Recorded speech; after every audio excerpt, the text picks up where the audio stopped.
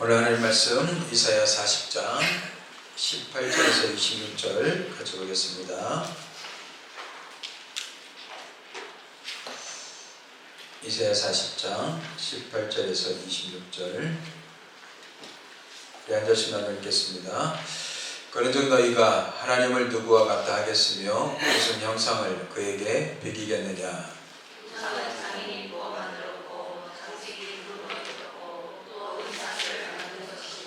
공핍한 자는 거제를 드릴 때 썩지 아니하는 나무를 택하고 지혜로운 장인을 구하여 우상을 만들어 흔들리지 아니하도록 세우느니라. 너희가 알지 못하느냐? 너희가 듣지 못하느냐? 애초부터 너희에게 전하지 아니하였느냐? 땅의 기초가 창조될 때부터 너희가 깨닫지 못하느냐? 그는 땅 위 궁창에 앉으시나니 땅에 사는 사람들은 메뚜기 같으니라. 그가 하늘을 차일같이 펴셨으며 거주할 천막같이 치셨고 이인들을 꾀하시며 세상의 사사들을 헛되게 하시나니 그들은 겨우 심기고 겨우 뿌려졌으며 그 줄기가 겨우 땅에 뿌리를 박자 곧 하나님이 입김을 부시니 그들은 말라 회오리 바람에 불려가는 촉에 같도다. 거룩하시니가 이르시되 그런즉 너희가 나를 누구에게 비교하여 나를 그와 동등하게 하느냐 하시니라. 같이 읽겠습니다. 너희는 눈을 들어 높이 들어 누가 이 모든 것을 창조하였나 보라. 주께서는 수여대로 만상을 이끌어내시고 그들의 모든 이름을 부르시나니 그의 권세가 크고 그의 능력이 강함으로 하나도 빠짐이 없느니라. 아멘. 할렐루야.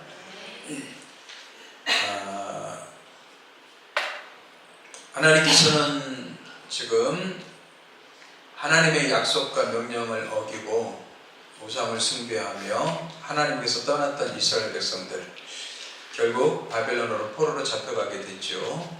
그리고 그곳에서 고통의 시간, 고난의 시간 70년을 보내게 됩니다.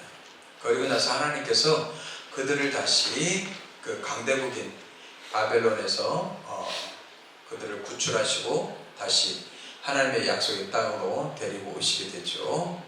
그런데 그 하나님의 위대하신 계획과 섭리, 하나님의 역사를 무시하는 사람들이 있었어요. 보잘것없는 능력으로 하나님을 비웃고 어설픈 인간의 지혜와 지식으로 하나님을 무시하던 사람들이 있었죠. 더 나아가서 하찮은 권력을 가지고 마치 자기 영혼이 통치할 것처럼 착각하면서 사는 사람들이 있었습니다. 하지만 하나님은 그들을 향하여서 오늘 이렇게 얘기하고 있습니다. 누구하고 내가 비교할 수 있게 되냐? 하나님이 한번 말씀하시면 그대로 성취될 줄 믿습니다. 하나님께서 우리를 생각하시면, 우리를 위하시면 누가 우리를 막을 수 있겠습니까? 하나님이 하시면 하는 거죠. 세상에 어떤 권력도 어떤 위대한 힘도 하나님이 하시는 일들을 막을 수가 없죠. 그래서 우리는 우리 삶 가운데 하나님이 하시게끔, 일하시게끔 우리를 자꾸 내어드려야 돼요.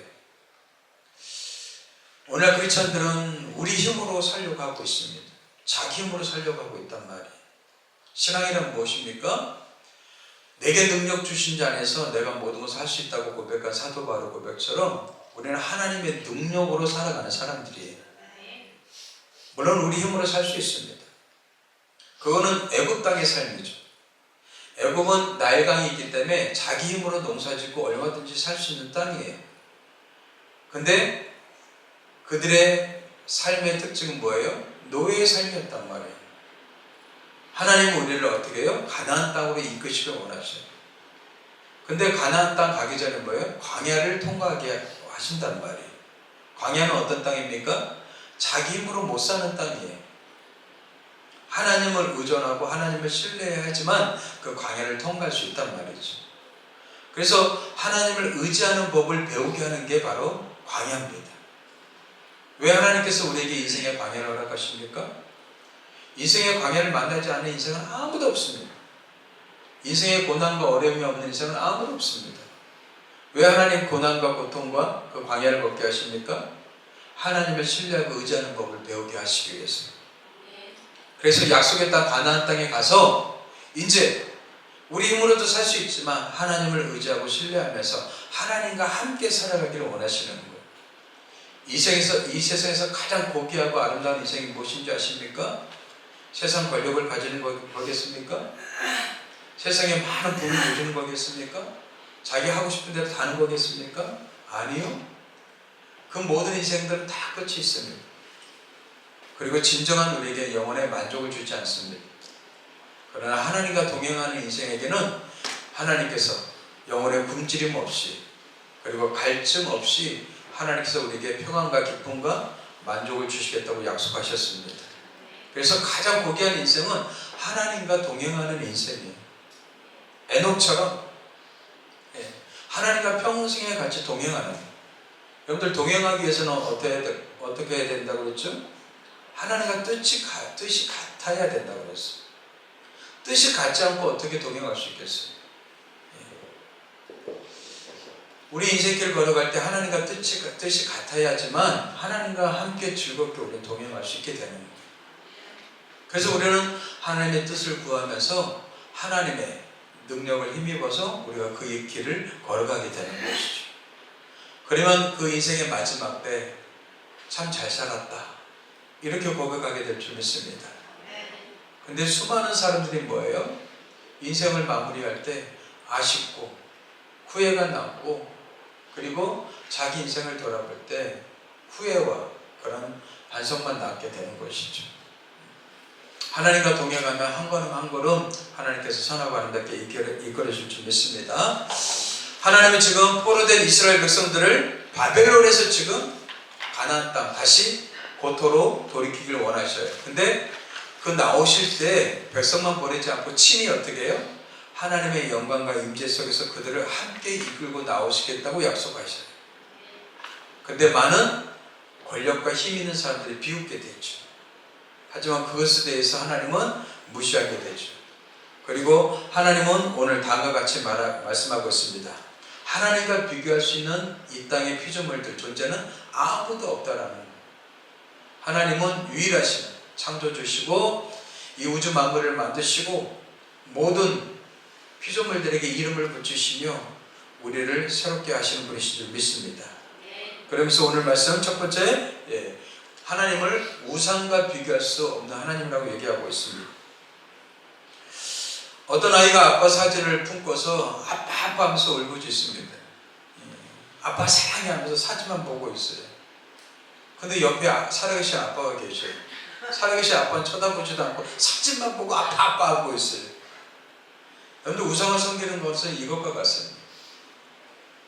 실제 살아계신 하나님 앞에 하나님을 찾는 게 아니라 하나님의 대리, 그 모조품을 갖고 하나님으로 여기며 살고 있단 말이죠. 그렇다면 이건 굉장히 어리석고 미련한 것이죠.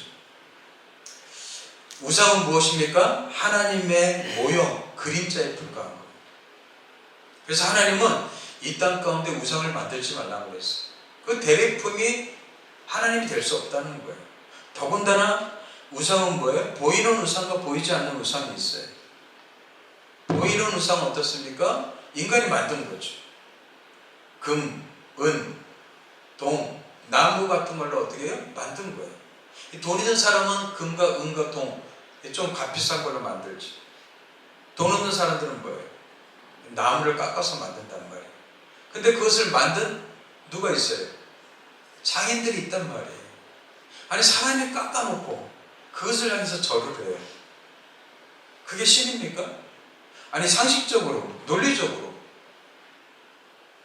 인간이 깎아놓고 만들어 놓은 인간이 그냥 손으로 정으로 다듬어 놓은 그 형상을 가지고 신이라고 섬기고 절하는 게 이게 맞습니까? 전혀 상식적이지 않아요. 논리적이지 않아요. 그래서 하나님은 아무 형상도 만들지 말라고 얘기하고 있죠. 그래서 하나님은 오늘 말씀에 이렇게 얘기하고 있죠.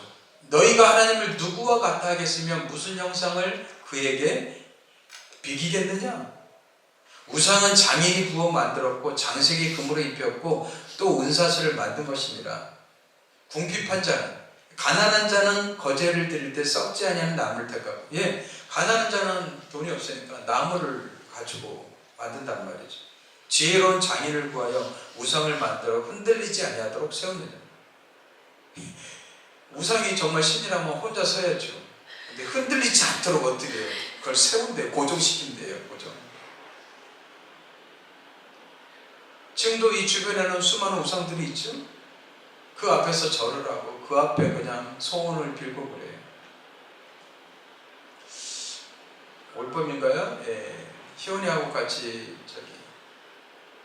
영주에 구석사를 갔다 왔는데 어떤 사람이 그 사찰 조그만 그걸 사찰이라고 뭐라고 하나요? 예, 그 앞에서 소원을 빌어요. 그 앞에 전부 다 동상들이 다 세워져 있는데 그 앞에서 소원을 빌고 얼마나 정성스럽게 하는지 몰라요. 그런 정성으로 하나님 앞에 나오면 당장 음성을 들을 것 같아요. 하나님 만날 것 같아요. 얼마나 지극정성으로 예배를 드릴지 몰라요. 물론 자기의 소원이 있겠죠. 소망하는 것이 있겠죠. 그것을 위해서도 얼마나 정성스럽게 그 우상 앞에 드릴지 몰라요.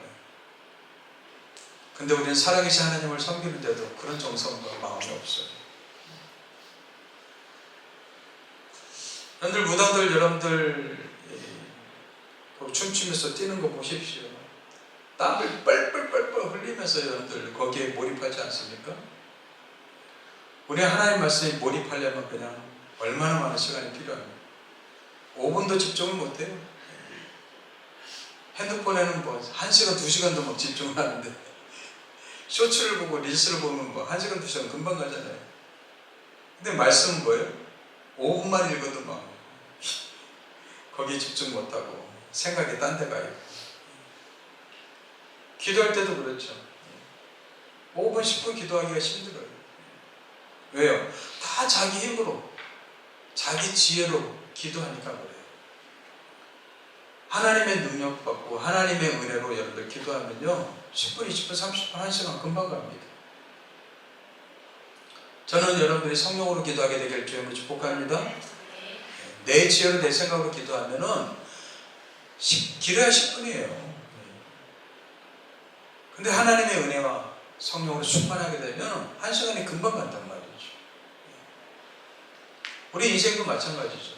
내가 내 힘으로 살게 되면은 인생이 힘들어요. 인생이 무겁죠. 근데 하나님 주시는 능력으로 살게 되면 어떻게 돼요? 즐겁고 감사하고 기쁘죠. 그러니까 여러분들이 입술에 감사를 잃어버리면 내 능력으로 살고 있다는 거예요. 지금. 내 일하는 게 기쁘지 않으면 내 능력으로 살고 있다는 거예요. 근데 기쁘고 감사하고 내가 일할 수 있음에 감사하고 내가 다닐 수 있는 직장이 있음에 감사하고 내 가족, 내 자녀들 바라보면서 흐뭇하고 기쁘고 그럼 하나님의 은혜가 있다는 거예요. 하나님의 은혜가 있을 때하고 없을 때는 너무 천지차입니다. 천지차. 사람들은 자기 힘으로 살다 보니까는 이게 막힐 게 많거든요. 인생이 자기 뜻대로 안 되지 않습니까? 그러니까 어떻게 해요? 뭔가를 의지하고 싶은 마음이 든단 말이죠. 그게 우상이에요, 우상. 그리고 우상을 찾아가는 거죠. 무당을 찾아가거나 점쟁이를 찾아가거나 묘하다는 사람들 찾아가는 거죠. 그래서 도움을 받으려고 하지만 뭐예요? 인생은 똑같아요, 똑같아.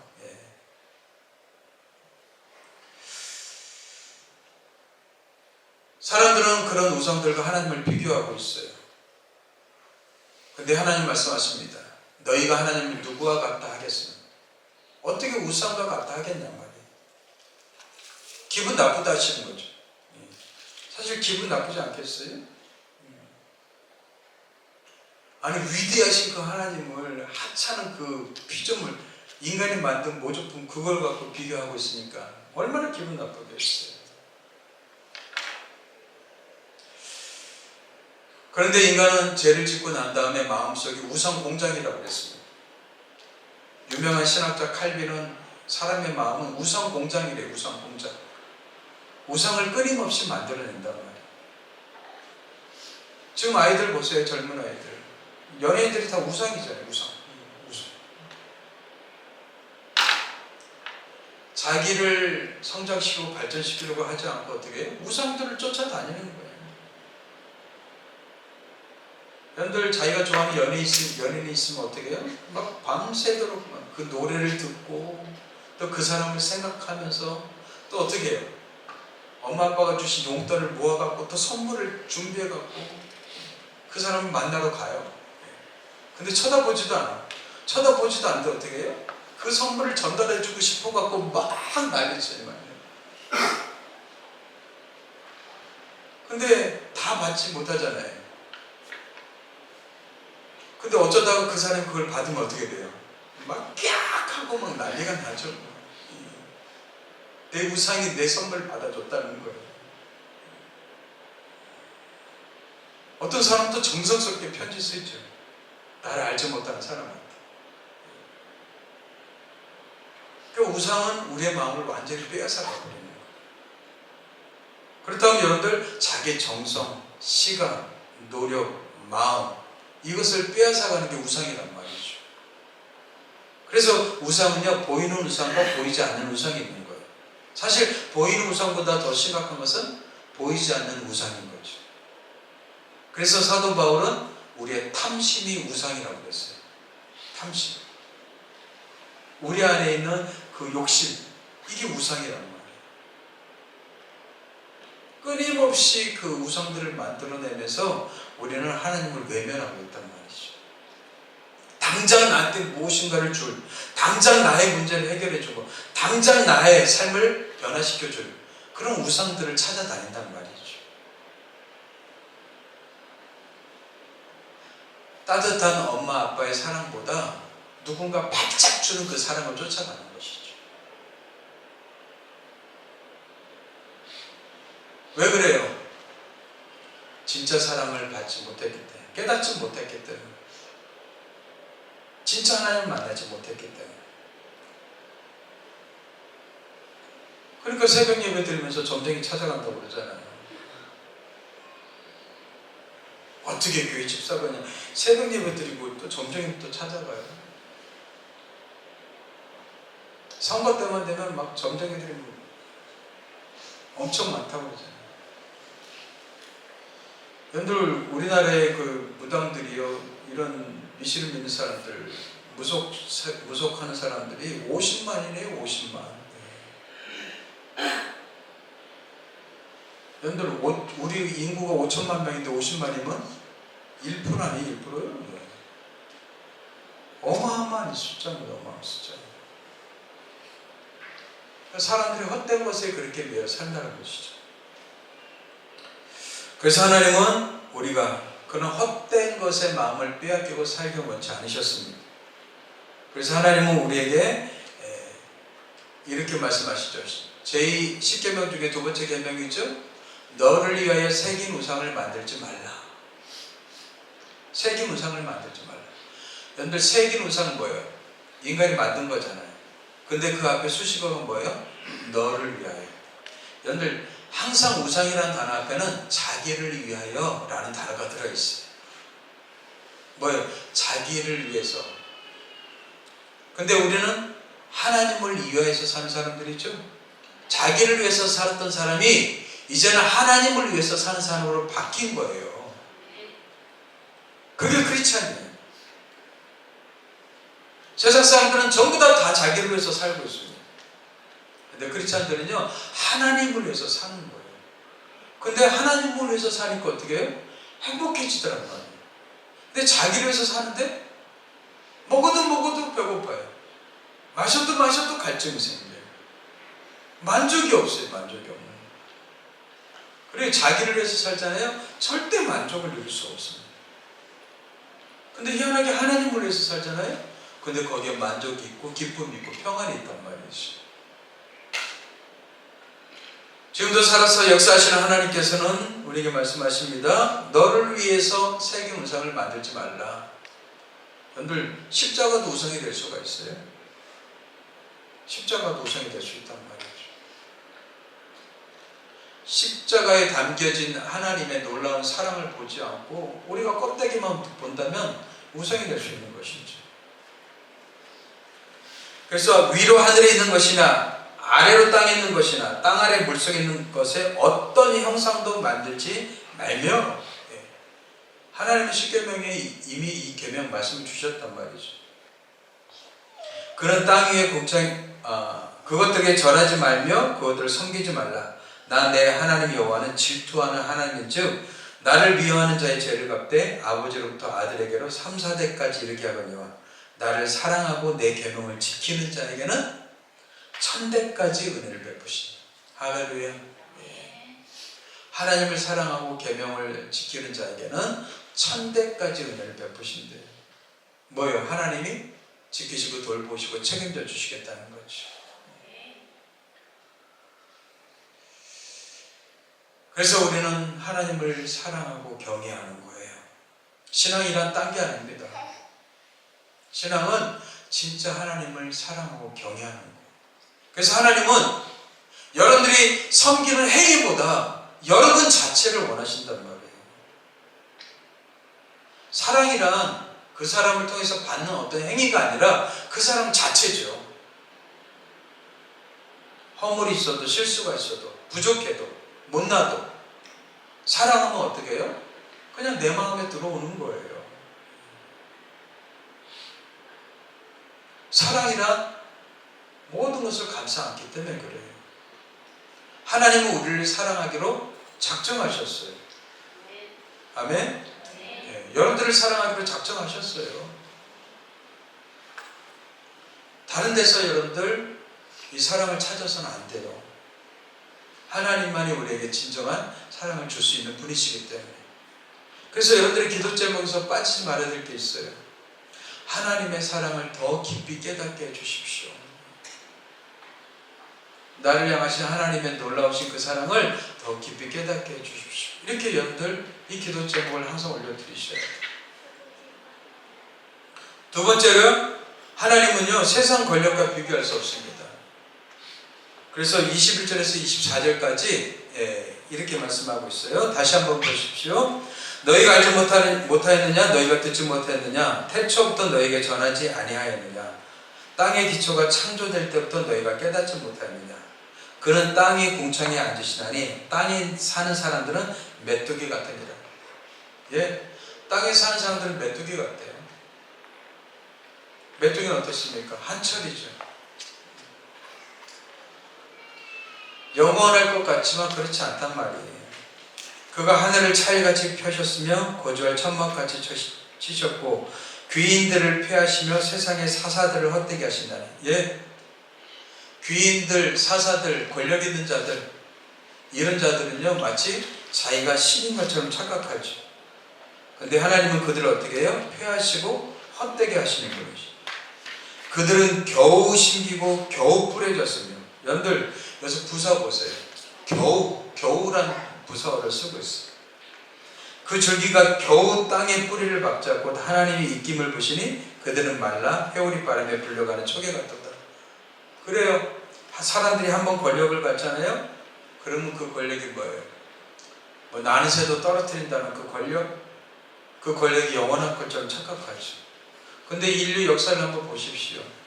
그렇게 위대했던 강대한 나라들, 아수르, 바벨론, 페르시아, 헬라 제국, 알렉산더 대왕, 몽골 제국, 여러분들 인류 역사를 보십시오. 한때였어요. 그리고 어떤 나라들과 사람들은 역사 속에 다 사라지게 되죠. 그 권력을 가졌을 때는 대단하다고 생각했죠. 고대 사람들은 어떻게 해요? 그 권력을 가지니까 어때요? 자기를 신처럼 어떻게 해요? 만들었죠. 로마 황제는 뭐예요? 자기를 신이라고 얘기했죠. 그래서 사람들이 어떻게 해요? 전부 다 주님 했잖아요. 그 형상을 만들어 놓고 그 앞에 절하게 만들었잖아요. 지금도 신처럼 통치하고 다스리는 권력자들이 있죠. 저 북쪽에도 있죠. 동상을 만들어 놓고 수많은 사람들이 그 앞에서 어떻게 해요? 뭐 얼마나 막 울면서 그냥 그 앞에서 절하지 않습니까? 와, 어떻게 사람이 이렇게 미혹시키고 현혹시킬 수 있죠? 한때 여러분들 1980년대인가 아가동산이라는 그 동사 2단 교주 있었어요. 그 여자 교주였는데 사람들을 전부 미혹을 했어요. 미혹을 해갖고 사람들이 그 아가 동산이라는 그 터를 만들어갖고 그 안에서만 살게 했어요. 이 교주들이 그래서 결국 TV나 신문 전혀 못 보게 하고 그 동산에서 교주를 위해서 일하게 하는데 모든 사람들이 그게 다 기쁨이에요. 즐거움이에요. 근데 그 교주는 어떻게 해요? 그 사람들이 벌어둔 돈을 다 수고해갖고 자기 욕망을 해서 다 써요. 여자 교주라 또 남자 또 젊은 멋지게 생긴 사람들 밤마다 불러갖고 또 안개를 맺으면서. 근데 사람들은 거기에 그냥 다 빠져 살고 있어요. 어떻게 이렇게 미혹이 되죠? 한번 미혹되면요, 논리도 없고 상식도 없고 이성도 없어요. 근데 거기에 빠졌던 사람들이 이제 결국 나와가서 고발해갖고, 거기 안에 있던 아이들, 자기 말을 듣지 않으면은, 그냥 때려서 죽이기도 했던 그런 사건도 있었거든요. 그래서 그걸 파헤치려고 하는데, 근데 자기 부모가, 자녀가, 자기 딸이 죽었음에도 불구하고, 그걸 봤음에도 불구하고, 자기 딸이 그렇게 죽지 않았다고, 맞아서 죽지 않았다고, 또 방어하고 변호를 해요. 자기 딸이 죽었는데도, 맞아서 죽었는데도. 사람들이 참 똑똑한 것 같으면서 어리석고 미련해요. 특히 여러분들 이단에 빠지면 더 그런 것 같아요. 북한의 사람들도 다 그 이단 아닙니까? 그죠? 김일성을 그냥 숭상하고 신격화시켜서 신으로 만든 거 아니겠어요? 그래서 자기들이 갖고 있는 권력이 대단한 것처럼 이렇게 생각하는 거죠. 지금 최근에 여러분들 한학자씨 통일교 자기는 독생녀라고 사람들한테 얘기하면서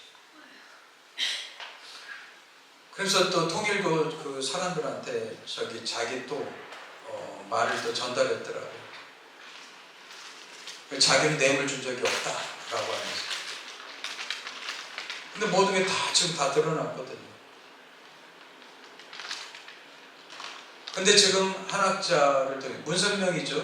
문선명은 죽었고 한학자를 통해서 낳은 자녀가 10몇 명인가 그래요. 근데 지금 한학자가 이제 80 넘었으니까 지금 그 다음 후계를 위해서 지금 권력 다툼을 하고 있대요. 어떻게 한낱 인간이 이런 신의 자리에 올라서 수많은 사람들을 이렇게 미혹하는지 모르겠어요. 우리나라는 특히나 더 많아요. 신천지, 통일교, 지금도 버젓이 그냥 자기들이 신처럼 생각하면서 수많은 사람들을 미혹하거든. 그 사람들의 그냥 모든 것들을 그냥 빨아먹지 않습니까? 너무 답답해요.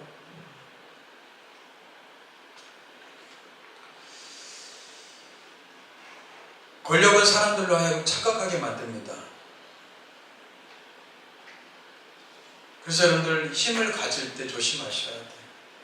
힘 있을 때 여러분들 섬기셔야 돼요. 하나님 우리한테 왜 힘을 주십니까? 섬기라고 주시지 여러분들 그거 갖고 지배하고 통제하라고 준 게 아니죠. 인류 역사는요 국가마다 이렇게 시스템이 발전해 왔죠. 부족국가에서 왕정국가, 그 다음에 군주국가, 뭐 다양한 시스템을 통해서 발전해 왔어요. 그 발전된 시스템이 지금 민주주의잖아요. 헌법에 명시되어 있죠. 모든 권력은 누구로부터 나와요? 국민으로부터 나온다고. 그럼 누가 권력을 가진 자예요? 국민이 권력을 가진 자예요. 근데 우리는 그 권력을 어떻게 해요? 위임하고 맡긴 거잖아요. 근데 위임 맡고 맡은 사람들이 어떻게 해요? 그 권력을 어떻게 해요? 함부로 남용하고 오용한 거죠. 그러니까 여러분들 이런 생각이 바뀌셔야 된단 말이죠. 근데 우리는 권력자들이 뭐예요? 대단한 것처럼 우리는 그들 앞에서 어떻게 해요? 쩔쩔매죠. 여러분들 권력 앞에 쩔쩔매지 않게 되길 바랍니다. 네. 하나님은 그 권력을요 그냥 입김 불면은 날아가는 거예요. 그래서 우리는 정말 국민을 섬길 수 있는 권력자들을 뽑아야죠. 사실 권력이 아니라 권한이죠, 권한. 권한 맡은 자로서 자기의 일들을 감당하는 거죠. 그것을 잘 뽑아야 될 책임이 국민에게 있는 것이죠. 그래서 여러분들, 권력이란 사람을 착각하게 만들어요. 힘은 사람을 착각하게 만들어요. 왜 사람들이 돈을 벌려고 합니까? 그 돈이 힘이기 때문에. 그래서 수많은 부를 가진 사람 앞에 우리는 막 고개를 숙이게 되잖아요. 근데 그 권력, 가진 힘과 권력이 자기를 착각하게 만든단 말이죠. 그래서 여러분들, 잘 될 때, 형통할 때, 잘 나갈 때, 그때가 위험한 거예요. 그때 조심해야 된단 말이죠. 근데 세상은 그렇지 않죠. 끊임없이 그 힘을 갈구하면서 힘없는 자를 그냥 핍박하고 박해하고 통제하고 압제하게 되죠. 근데 그 세상 권력은 아무것도 아님을 얘기해주고 있어요. 그들은 메뚜기에 같다고 얘기하고 있단 말이죠. 바벨론 그 당시에, 고대 당시에 어마어마한 국가였습니다. 근데 마지막 왕이 다리오 왕이었는데, 이 다리오 왕이요, 그 바벨론을 쳐들어왔던 메데 바사라는 국가가 있어요. 페르시아죠. 그 쳐들어왔는데도 어떻게 해요? 그들은 술 마시고 놀았어요. 왜냐하면 그 바벨론 성이 어마어마했기 때문에, 쉽게 무너뜨릴 수 없는 성이었기 때문에. 근데 그 밤에 하나님께서 손가락이 나타나셔서 어떻게 해요? 손가락을 쓰시면서 무너질 것에 대해서 얘기해 주셨단 말이죠. 뭐예요? 하나님이 한번 말씀하시면 그냥 쉽게 무너지는 거죠. 여리고성 보십시오. 어마어마한 성인데 어떻게 했어요? 하나님께서 외치라 하니까 어떻게 해요? 그 성이 완전히 무너지지 않습니까? 하나님이 잠잠하실 때 우리 겸손해야 될 점 있습니다. 하나님 말씀하시면 와그로 무너지는 거예요. 하나님이 왜 잠잠하시겠어요? 돌아오기를 바라는 거죠. 불쌍히 여기고 긍휼히 여기시니까 잠잠하는 거죠. 그렇지 않다면 말씀하시면 완전히 무너지는 인생이 되는 거죠. 하나님은 세상 권력과 비교할 수 없음을 얘기하고 있어요. 더 나아가서 누구와도 비교할 수 없는 하나님임을 얘기해주고 있어요. 25절 26절 보십시오. 거룩하신 이가 이르시되, 하나님을 거룩하신 이로 표현하고 있죠. 그런즉 너희가 나를 누구에게 비교하여 나를 그와 동등하게 하겠느냐 하시니라. 너희는 눈을 높이도록 누가 이 모든 것을 창조하였나 보라. 주께서는 수요대로 만상을 이끌어내시고 그들의 모든 이름을 부르시더니 그의 권세가 크고 그의 능력이 강함으로 하나도 빠짐이 없느니라. 예? 누구와 비교하겠느냐 하시면서 모든 것을 누가 창조했느냐 말씀하시죠. 창조 세계를 들여다보십시오. 얼마나 위대하고 광대하고 아름답습니까? 인간의 생각으로 다 이해할 수 없는. 의학을 하는 사람들은 여러분들 인간의 신체를 들여다보면서 놀랍다고 그래요. 어떻게 이렇게 인간이 이렇게 만들어졌냔 말이죠. 감탄하는 거죠. 진짜 의학을 연구하는 사람들은요, 하나님의 살아계심을 인정하지 않을 수가 없어요. 천문학을 공부하는 사람 보십시오. 하늘을 연구하고 바라보면서 그 광대하고 그 넓은 세계. 여러분들, 칼 세이건이라는 과학자가 그런 얘기를 했습니다. 우리는 지구라는 작은 행성의 먼지일 뿐이다. 그 광대한 우주 속에서 지구를 바라보니까는 한낱 그냥 먼지에 불과하단 말이에요. 그 광대한 그 우주 만물을 창조하신 분이 하나님 아니십니까? 너무 크니까 우리는 안 느껴지는 거예요. 그래서 하나님은 우리를 그렇게 만드셨어요. 너무 큰 거는 우리가 잘 깨닫지 못하게. 여러분, 지구 돌아가는 사이가 엄청 크다고 그러죠? 근데 우리 안 들려요. 왜? 너무 소리가 커서. 그리고 너무 작은 건 또 못 보게 하셨어요. 우리 미생물, 세포 이런 거 보입니까? 안 보이잖아요. 현미경을 갖고 막 봐야지 볼 수가 있잖아요. 너무 큰 것과 너무 작은 거는 안 보이게 하셨단 말이죠. 하나님의 섭리는 놀라우니까 우리가 잘 안 보이는 거예요. 근데 하나님께서 어느 날 나의 눈을 열어주셔서 나의 귀를 열어서 보게 하시고 듣게 하신단 말이죠. 예. 그러면 놀라는 거예요. 거기에 찬송이 나오고 찬양이 나오고 거기에서 우리는 눈물을 흘리며 하나님 앞에 기도하면서 하나님 앞에 경배하게 되는 것이죠.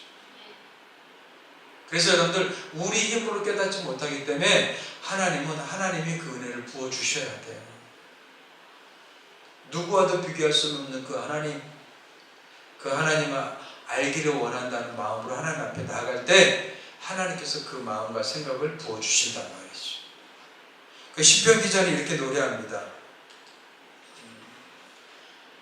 시편 8편이죠. 여호와 우리 주여 주의 이름이 온 땅에 어찌 그리 아름다운지요. 온 땅에 주의 그림이 어찌 아름다운. 예, 온 땅 속에 숨겨진 하나님의 솜씨와 손길, 마음을 보게 된 거예요. 그래서 뭐라고 그래요? 주의 영광이 하늘을 덮었나이다. 예, 어떤 사람은 이 하나님의 영광을 보게 되고 어떤 사람은 보지 못하고 살고 있어요. 무슨 차이예요? 하나님이 그에게 눈을 열어주신 것과 열어주지 않은 것의 차이죠. 그럼 어떤 자에게 열어주셔요? 하나님을 사모하고 갈망하면서 하나님 앞에 겸손한 자에게 열어주시는 거죠. 하나님은 교만한 자를 대적하시고 겸손한 자에게 가까이 하신다고 그랬어요. 그 겸손한 자들에게 열어주시는 것이죠. 그래서 우리는 겸손히 하나님 앞에 나아가서 그렇게 고백하셔야 돼요. 하나님, 나의 눈을 열어서 주님을 보게 해주십시오. 나의 귀를 여셔서 주님 말씀해 주십시오. 하나님의 역사하심과 일하심을 우리가 목도할 수 있는 눈을 갖게 해주십시오. 나의 영적인 눈을 열게 해주십시오. 우리가 그렇게 기도해야 되죠. 주의 손가락으로 만드신 주의 하늘과 주께서 베풀어 두신 달과 별들을 내가 보오니. 예? 하늘을 주의 손가락으로 만드셨대요. 그리고 주께서 베풀어 두신 달과 별, 내가 보오니. 그래서 사람이 무엇이간데, 인자가 무엇이간데 우리를 하나님보다 조금 못하게 만드셔서 주의 손으로 만드신 것을 다스리게 하시고 우리를 하나님보다 조금 못하게 만드셨대요. 그 인간이 대단한 존재죠. 그리고 자기를 신처럼 착각하게 만들죠. 근데 우리를 그렇게 만드시는 이유가 왜 그래요? 하나님 만드신 것을 다스리게 하십니다. 여기서 다스리는 것은 힘으로 다스리는 게 아니죠. 섬기는 겁니다. 섬기는 거. 하나님의 통치와 다스리심은 섬김이지 압제하고 지배하고 막 강제하는 게 아니란 말이죠. 그래서 여러분들 섬기는 리더십이 최고 리더십인 거예요. 근데 우리는 전부 다 언젠가는 다 리더가 돼요. 가정을 이루면 가정의 리더가 되죠. 직장에서는 연수가 쌓이면 직장에서 리더가 되죠. 어디든지 여러분들 리더가 됩니다. 리더가 될 때 여러분들 진짜 섬기는 자가 진정한 리더인 거죠. 그런 사람은 존경받고 칭송받고 또 그 사람을 본받고 싶은 거죠. 근데 그렇지 못한 리더들이 세상에 너무 많은 거예요.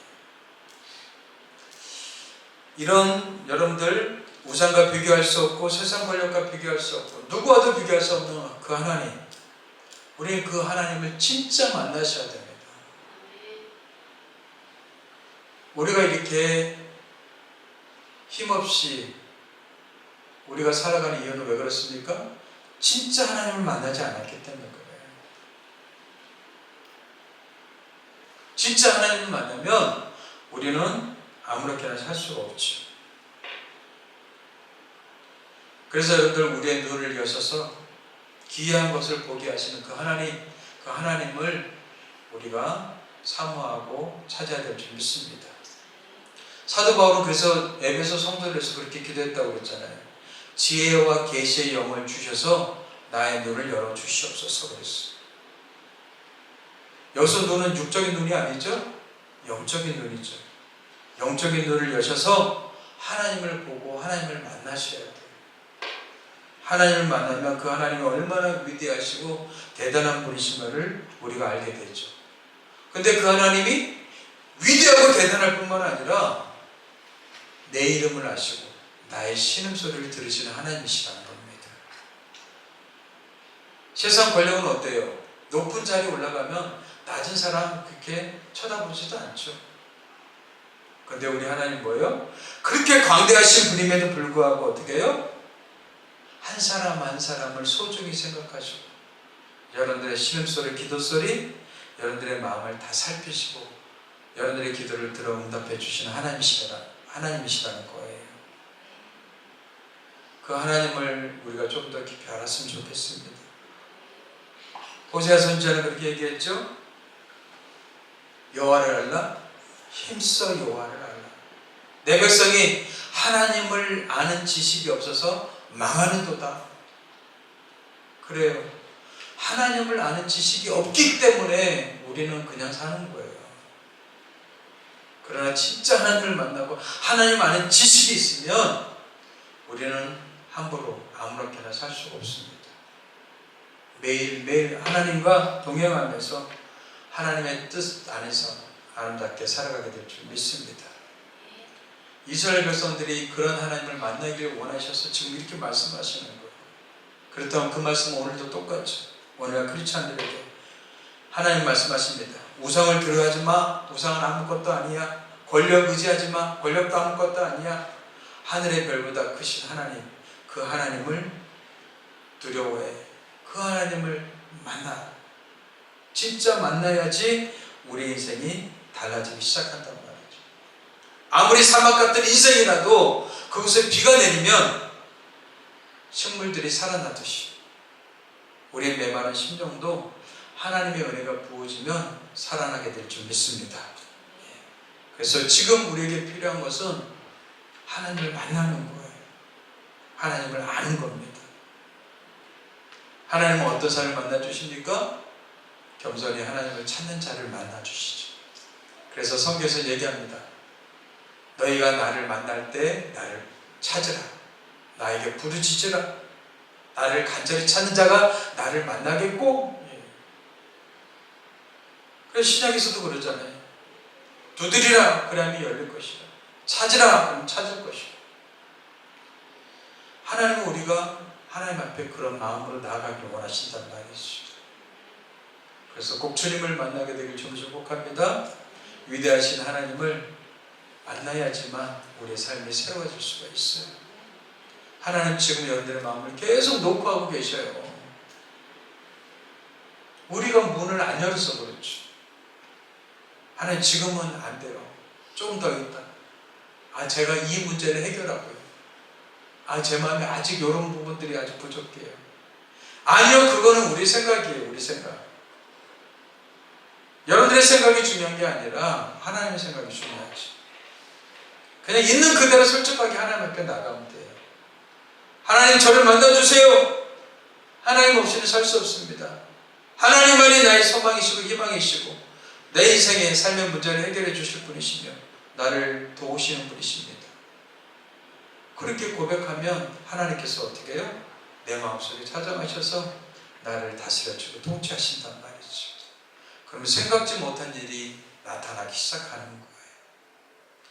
하나님의 귀한 도우심이 항상 우리와 함께 있게 되길 주님을 축복합니다. 기도하겠습니다. 하나님 아버지 감사합니다. 우상과 비교할 수 없고 세상 권력과도 비교할 수 없고 누구와도 비교할 수 없는 하나님, 그 위대하신 하나님을 우리가 더 깊이 만나길 원합니다. 하나님을 찾는 자들을 만나주시겠다고 약속해 주셨사오니 우리가 약속의 말씀을 붙들고 주님을 찾고 주의 얼굴을 구합니다. 간절한 마음을 우리 가운데 허락하여 주시고 하나님을 만나는 은혜를 허락하여 주시옵소서. 감사하고 예수님의 이름으로 기도합니다. 아멘.